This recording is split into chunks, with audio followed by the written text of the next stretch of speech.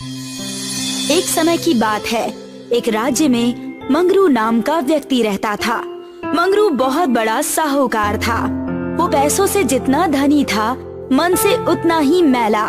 वो जो भी पैसे उधार देता, उस पे बहुत अधिक ब्याज लेता और गरीबों का धन या जमीन उनसे हड़प लिया करता था। आज उसके यहाँ हिमांशु कुछ पैसे उधार मांगने आया था।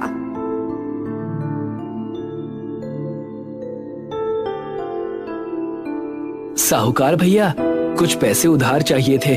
वो बहन की शादी होने वाली है ना। ब्याज 50% लगेगा और अपना घर और अपनी जमीन यहाँ गिरवी रख दो। 50%? इतना ब्याज मैं आपको कहाँ से दूंगा? ये तो बहुत ज्यादा है। आप ब्याज थोड़ा कम कर दीजिए। नहीं, पैसे लेने हैं तो ब्याज दो और जमीन गिरवी रखो, वरना जाओ, मेरे पास इतना समय नहीं है। हिमांशु निराश होकर वहाँ से लौट आया और सीधे मंत्री विभूषण के घर गया। मंत्री विभूषण बहुत ही उदार व्यक्ति थे। हिमांशु मंत्री जी से मदद मांगने उनके भवन आया था। प्रणाम मंत्री जी। प्रणाम। बहुत चिंतित दिखाई देते हैं, कहिए क्या बात है? मंत्री जी, बहुत बड़ी विपदा आ पड़ी है। अगले महीने बहन की शादी होने वाली है, पर मैं अब तक शादी के लिए पैसे नहीं जुटा पाया हूँ। साहूकार जी के पास गया तो उन्होंने 50% का ब्याज लगा दिया और जमीन और घर भी गिरवी रखने के लिए कहा। 50%? ये तो सरासर लूटना हुआ। तुम चिंता न करो, मैं महाराज से कहकर कल सुबह तुम्हारे घर पैसे पहुंचा दूंगा, जो तुम्हें लौटाने की भी आवश्यकता नहीं है। आपका धन्यवाद, बहुत बहुत धन्यवाद। अब जाओ और निश्चिंत होकर तैयारियां करो। हिमांशु वहाँ से खुश होकर चला गया। विभूषण एक बहुत ही अच्छा व्यक्ति था और उसे मंगरू जैसे लोग बिल्कुल पसंद नहीं थे। विभूषण के मन में एक बहुत ही बढ़िया योजना आई और वो मुस्कुराने लगे। विभूषण सीधे मंगरू के घर चले गए। आइए मंत्री जी, कहिए किस काम से आना हुआ? वो साहूकार जी, 2 बर्तन चाहिए थे। दरअसल मेरे घर में आज भोज का कार्यक्रम है, तो कुछ बर्तन कम पड़ गए हैं। ठीक है, 5 स्वर्ण मुद्राएं लगेंगी। मैं बिना किराए के कोई सामान नहीं देता, और अगर ये बर्तन 2 दिन में ना लौटाए तो किराया 2 गुना हो जाएगा और हर दूसरे दिन बढ़ता जाएगा। जैसा आप कहें। विभूषण मंगरू का लालच देखकर चकित रह गए, पर उन्होंने उससे कुछ नहीं कहा। बर्तनों का किराया चुकाया और वो वहाँ से निकल गए। 2 दिन बीत गए और विभूषण जी उन बर्तन को वापस करने आए, तो साथ में उन जैसे दिखने वाले 2 छोटे बर्तन और ले आए। आपने जो 2 बड़े बर्तन दिए हैं, उन बर्तनों ने कल रात 2 बच्चे दिए हैं। ये भी आप रख लीजिए। बर्तनों ने बच्चे दिए हैं? जी, वो भी 2। ये देखिए। मंगरू पहले तो हैरान रह गया, पर फिर उसने मुस्कुराकर दोनों बर्तन रख लिए। ठीक है, आपका धन्यवाद। जी, अब मैं चलता हूँ। ये कहकर विभूषण वहाँ से चला गया। बड़ा ही मूर्ख है ये तो, जो इस तरह अपने छोटे बर्तन भी दे रहा है। भला बर्तनों के भी बच्चे होते हैं क्या? मंगरू ने सोचा कि उसने मंत्री को बिना ठगे ही ठग लिया और वो बहुत खुश हो गया। कुछ समय बीता और ये बात राजा के कानों में पड़ी। उन्होंने इसका भेद जानने के लिए अपने मंत्री को अपने कक्ष में बुलवाया। विभूषण, मैं ये क्या सुन रहा हूँ? इन बर्तनों के किस्से का क्या माजरा है? मैं तो तुम्हें बड़ा चतुर समझता था। नहीं महाराज, ये तो बस पहला दांव है, दूसरा दांव तो अभी बाकी है। अच्छा, मुझे भी बताओ कि क्या है दूसरा दांव? वो तो आप खुद देखिएगा महाराज। सुनने से ज्यादा आनंद सीधा देखने में आएगा। ठीक है, इंतजार रहेगा तब तुम्हारे दांव का। पर आखिर इस साहूकार ने किया क्या है? जब मैं कुछ दिन पहले आपसे एक लड़की के विवाह के लिए पैसे लेने आया था, उस दिन मुझे आभास हुआ कि ये साहूकार लोगों को ज्यादा ब्याज पर पैसे देकर उन्हें लूट रहा है। अच्छा, तो ये माजरा है। जी महाराज, अब मैं आज्ञा चाहता हूँ। दूसरे दांव का समय हो गया है। ठीक है, जाओ, जल्दी ही भेंट होगी। जी महाराज। ये कहकर विभूषण वहाँ से सीधे मंगरू के घर दोबारा बर्तन मांगने चला गया। प्रणाम साहूकार जी, इस बार मैं कुछ बड़े बर्तन लेने आया हूँ। इस बार मैंने बड़ा भोज रखा है, उसके लिए काफी तैयारी करनी है। अरे वाह, आपको बर्तन चाहिए? मुझे तो आपको सामान देकर बड़ी खुशी होगी। भला आजकल आप जैसे ईमानदार लोग कहाँ मिलते हैं?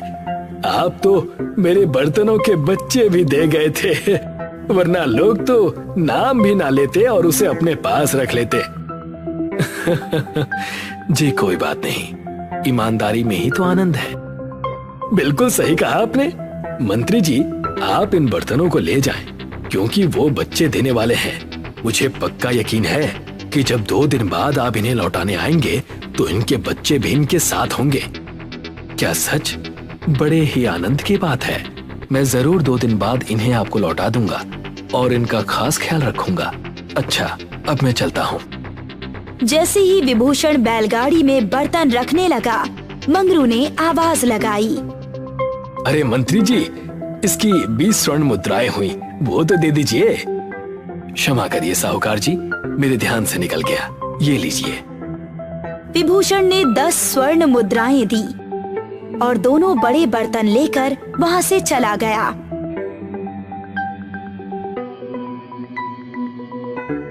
मंगरू ने खुद से कहा, बड़ा ही मूर्ख है, मान ली बात जैसे बर्तन सच में बच्चे देते हो। मुझे क्या, मुझे तो बस मेरे पैसे और नए बर्तन मिल जाए। मंगरू ने बहुत तेज ठहाका लगाया, पर उसे नहीं पता था कि वो अपने ही लालच के बिछाए जाल में फंसने वाला है। 2 दिन बीत गए और मंगरू अपने घर पर बैठकर उनका इंतजार करने लगा। ये मंत्री अब तक आया क्यों नहीं? आज आ जाए तो बहुत अच्छा होगा, और नहीं आया तो भी क्या, दंड के पैसे तो मुझे मिलने ही है। देखते ही देखते 1 हफ्ता बीत गया, पर विभूषण बर्तन वापस करने नहीं आया। अब मंगरू से रहा नहीं गया और वो विभूषण के घर चला गया। ओह, आप आ गए। मंत्री जी, आपने अभी तक मेरे बर्तन वापस नहीं किए। कहाँ है मेरे बर्तन और उनके बच्चे? जी, उसी विषय में आपसे बात करनी थी। मेरे पास एक बहुत ही दुखद खबर है। मतलब, कैसी दुखद खबर? आपके सारे बर्तन कल बच्चे देते समय खत्म हो गए। अब मैं उन्हें आपको वापस नहीं कर सकता। विभूषण ने बड़े ही दुख में कहा, पर मंगरू के गुस्से का पारा बहुत बढ़ गया था। ये क्या बकवास है? बर्तन भी कभी बच्चे पैदा करते हैं? ऐसा कभी सुना है? जी बिल्कुल सुना है और देखा भी है। कहाँ सुना है? आप ही के मुंह से तो सुना है।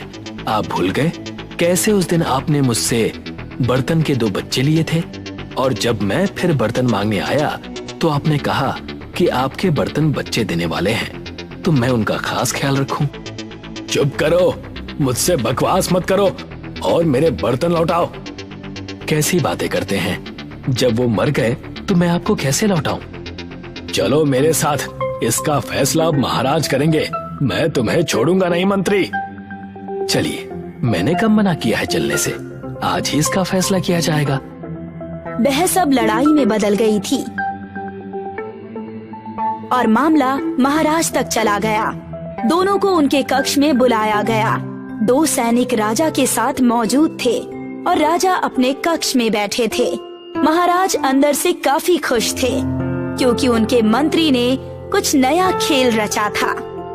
कहो, तुम दोनों का क्या मामला है जो तुम्हें यहाँ तक आना पड़ा? महाराज, मैंने अभी कुछ दिन पहले इन्हें बर्तन दिए थे। मंत्री जी ने कहा कि उन्हें भोज करना है। इन्होंने बर्तन लिए, पर अब ये उन्हें वापस देने का नाम ही नहीं ले रहे। अच्छा, इस पर तुम्हें क्या कहना है विभूषण? महाराज, इनसे मैंने कहा कि इनके बर्तन बच्चे देते समय मर गए, तो मैं उन्हें कैसे लौटाऊं? पर ये मेरी एक नहीं सुन रहे हैं, बस अपना ही राग अलाप रहे हैं। मुझे तो लगता है कि इन्हें अपने बर्तनों से प्यार ही नहीं था। अरे भैया, कैसी बातें करते हो? बच्चे इंसानों के होते हैं, बर्तनों के थोड़ी ना होते हैं। और जब बर्तन बच्चे दे ही नहीं सकते तो वो बच्चे देते समय मर कैसे जाएंगे? ये कैसी बातें कर रहे हैं आप? अभी कुछ दिन पहले जब मैंने आपको 2 बर्तनों के बच्चे दिए थे तो आपने उन्हें बिना सवाल किए रख लिया था, और अभी उस दिन भी कहा था कि आपके बर्तन बच्चे देने वाले हैं तो मैं उनका खास ख्याल रखूं। साहूकार, ये तो मैंने भी होते हुए सुना था। यदि तुम ये कह रहे हो कि बर्तन बच्चे नहीं देते तो वो मर कैसे सकते हैं? तो उस दिन तुमने मंत्री से वो दोनों बर्तन क्यों लिए? मैं इतना ही नहीं, मैंने ये भी सुना है कि तुम लोगों को बहुत ज्यादा ब्याज पर पैसे देते हो। राज्य में ब्याज पर पैसे देने का भी एक नियम है। तुम लोगों को लूट रहे हो, उनकी मजबूरी का फायदा उठाकर। क्षमा करिए महाराज। क्षमा नहीं, दंड मिलेगा। साहूकार को 1 महीने के लिए काल कोठरी में डाल दिया जाए। मंगरू अपने ही लालच के जाल में फंस गया था और विभूषण ने मंगरू को ऐसा सबक सिखाया कि अब वो किसी को लूटने की कोशिश भी नहीं करेगा। बहुत ही उत्तम दांव था विभूषण। आपका धन्यवाद महाराज। भागलपुर गांव में रंजीत रहता था। गांव में सूखा पड़ने की वजह से वो पूरी तरह से जमींदारों के कर्ज में डूब चुका था। पूरे गांव से रंजीत कर्जदार हो गया था। अनपढ़ और नाकामयाब होने की वजह से रंजीत शहर जाकर गांव वालों से छुपकर भीख मांगकर अपना गुजारा करता था। अपने गांव से निकलते ही भिखारी के वेश में आकर वो शहर चला जाता। भगवान के नाम पर दे दो बेटा, बहुत बूढ़ा हो गया हूँ, गरीब भी हूँ। ठीक ठाक तो दिख रहे हो, जाकर काम क्यों नहीं कर लेते? बेटे अगर कुछ देना है तो दो, वरना रास्ता नापो। रंजीत हमेशा ऐसा ही करता। हमेशा गांव से शहर आकर सड़कों और तरह तरह की जगहों पर भीख मांगता और अपने दिन की कमाई करके गांव चला जाता। जमींदार साहब, वो देखिए, वहाँ से रंजीत आ रहा है। उससे अपने खेत का ब्याज मांग लीजिए, वरना कल सुबह फिर से भाग जाएगा। तुमने सही कहा। अब तो ये मेरे सोने के बाद गांव आता है और मेरे उठने से पहले गायब हो जाता है। जमींदार और मुंशी रंजीत के घर आ पहुँचते हैं। आज तुम्हारे दर्शन हुए हैं मालिक। आपने मेरे सारे खेत ले लिए, अब बस ये छोटी सी कुटिया ही बची है। आप इसे भी हथियाना चाहते हैं? तुम ब्याज नहीं भरोगे तो हम सब ले लेंगे, इस घर को भी। ये लीजिए आपके ब्याज के पैसे, और अगले महीने मैं पूरे पैसे देकर अपना खेत छुड़ा लूंगा। रंजीत के हाथ में पैसे देखकर दोनों भौचक्के रह गए। जमींदार ने पैसे लिए और घर की चौखट से गुस्से से चला गया। इसके पास इतने पैसे आए कहाँ से? और भाव ताव से तो पता चल रहा है कि ये कोई गांव का बड़ा साहब हो। और बातें तो ऐसी कर रहा था कि ये सारी जमीनें खरीद लेगा हमसे। और ऐसा ही सिलसिला चलता रहा। रंजीत हमेशा गांव से सुबह शहर के लिए वेश बदलकर निकल जाता और शहर जाकर फिर से भिखारी बनकर भीख मांगकर पैसे जमा करता। एक दिन जमींदार अपनी पत्नी मंगला को शहर में समंदर दिखाने के लिए लेकर गया हुआ था।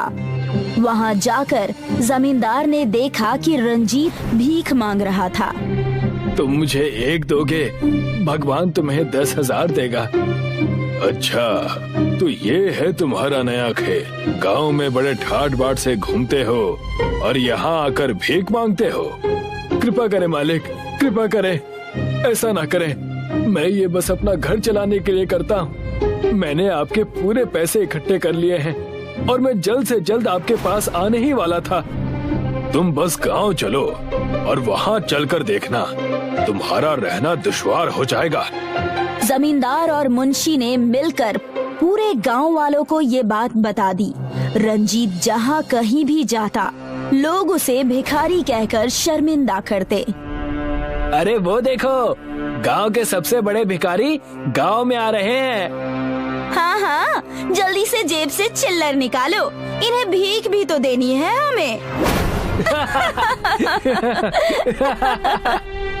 पूरे गांव से रंजीत अपने भिखारी होने के ताने सुन सुनकर थक हार कर परेशान होकर भागलपुर गांव छोड़कर चला जाता है। उस जमींदार ने मेरी जमीन ले ली, मेरा घर ले लिया, मेरा सब कुछ खत्म हो गया। भगवान ने अनाथ भेजा था, आज इस उम्र में भी मैं अकेला ही हूँ। इस जीवन में रोने से अच्छा है कि मैं ये जीवन ही त्याग दूं। रंजीत ऊंचे पहाड़ पर चढ़कर गहरी सोच में पड़ा ही था। वहाँ पर एक तपस्वी साधु तपस्या में लीन थे और उनकी आँख खुल गई।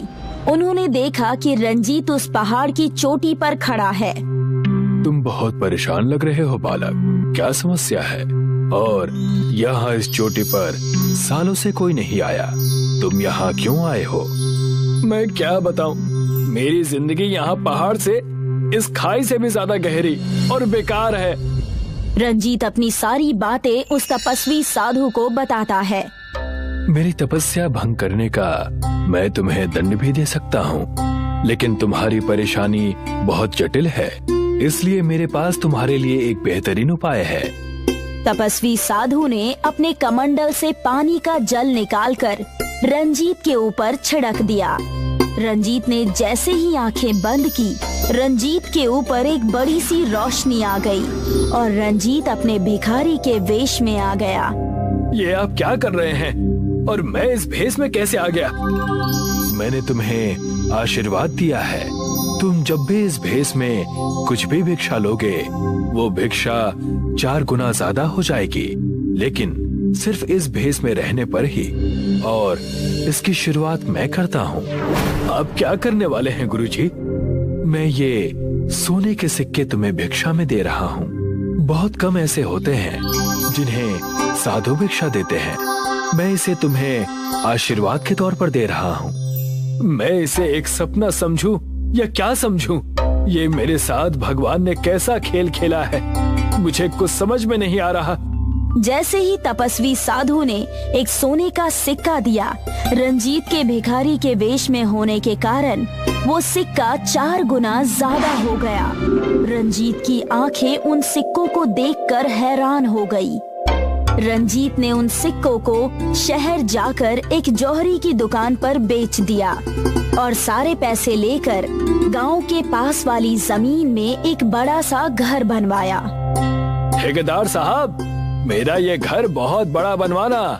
मुझे मेरे भागलपुर गांव वासियों को इस जमीन पर दावत देनी है। जो आदमी सड़कों पर भीख मांगता था, आज वो इस तरह का कैसे हो गया? समय का खेल है बस। तुम सिर्फ अच्छे से बड़ा सा घर बनवा दो, बाकी काम मुझ पर छोड़ दो। बड़ा सा घर बनाकर रंजीत भागलपुर गांव वालों से अपने बेइज्जती का बदला लेना चाहता था। रंजीत को जो भी शहर में भीख देता, तपस्वी साधु के कृपा से वो 4 गुना ज्यादा हो जाता। देखते ही देखते रंजीत भिखारी से अमीर बन गया। लेकिन रंजीत का सारा व्यवहार भिखारी जैसा ही था। उसने अपने बड़े से घर में एक बड़ी सी दावत रखी और उसने जमींदार, मुंशी और सारे गांव वालों को बुलाया। उसने अपना नाम छुपाकर सारे गांव वालों को न्योता दिया। सुनो सुनो सुनो, भागलपुर गांव के पास जो बड़ा सा महल बना है, वहां के मालिक ने पूरे भागलपुर वासियों को दावत पर बुलाया है। सुनो सुनो सुनो। जमींदार साहब, मैंने अंदर जाकर उस महल को देखा, वो बहुत बड़ा महल है। हमें चलना चाहिए, वहां जाकर हमें भी फायदा हो सकता है। अच्छा, तब तो हमें जरूर चलना चाहिए। सारे गांव वाले दावत के नाम पर बहुत खुश हो जाते हैं और दावत पर चले जाते हैं। उस दावत में रंजीत अपने भिखारी के वेश में ही होता है। उसे वहां देखकर जमींदार और मुंशी कहते हैं, तुम यहाँ भी आ गए? घर बसा नहीं कि भिखारी पहले ही आना शुरू? आने दो मालिक, आने दो। अच्छी भीख मिल जाएगी ना यहाँ पर। जमींदार और मुंशी की बात सुनकर वहाँ पर ठेकेदार आ जाता है और वो कहने लगता है, जिसे आप भिखारी समझ रहे हैं, ये बड़ा सा महल उनका ही है। ये क्या बकवास है? ठेकेदार, तुम होश में तो हो?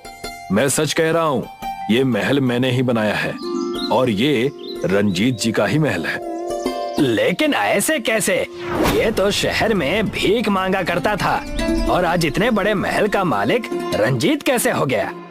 तब वहाँ रंजीत कहता है, मैं तो बस अपने हालातों की वजह से भीख मांगा करता था, लेकिन आप सब अपने कर्मों से मांग रहे हैं। सब कुछ होते हुए भी तुम्हारे पास कुछ नहीं है। मेरे पास कुछ ना होकर भी अब सब कुछ है। रंजीत की बात सुनकर दोनों बहुत उदास हुए और सारे गांव वाले शर्मिंदा हो गए और रंजीत से माफी मांगने लगे। लेकिन उसके बाद भी रंजीत शहर जाकर भीख मांगकर अपनी जिंदगी जीता था।